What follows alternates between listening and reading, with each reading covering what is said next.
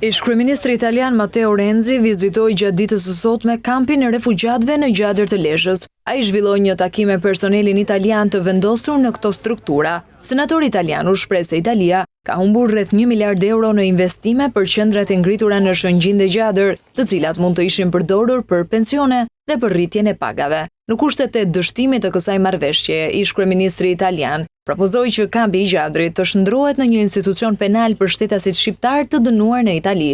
Sipas tij, kjo do të ndihmonte në uljen e kostove dhe në lehtësimin e mbipopullimit të burgjeve italiane. Da mesi ormai kam ardhur këtu që të denoncoj se ku kanë shkuar paratë e taksapaguesve italian. Në Shëngjin dhe Gjadër janë investuar rreth 1 miliard euro dhe gjithçka është propagandë e Giorgia Melonit, pasi nuk është zgjidhur problemi e emigrantëve. Do të ishte udhës që këto qendra të shndroheshin në burgje që shqiptarët e dënuar në Itali të jenë më pranë të afërmve të tyre.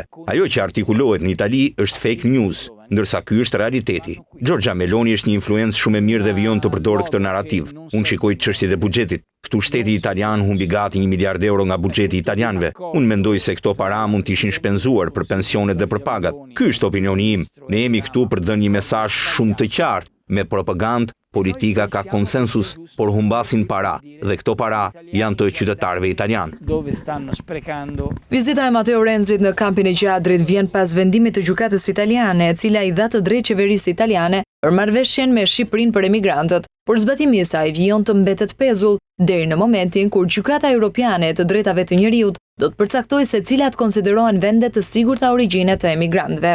11 vite më parë, ish-kryeministri italian Matteo Renzi në mbyllje të presidencës europiane të Italisë bëri një vizitë në Shqipëri, ku takoi edhe kryeministrin Edi Rama dhe u njoh me ambicet e Shqipërisë dhe kryeministrit për integrimin e vendit në Bashkimin Evropian.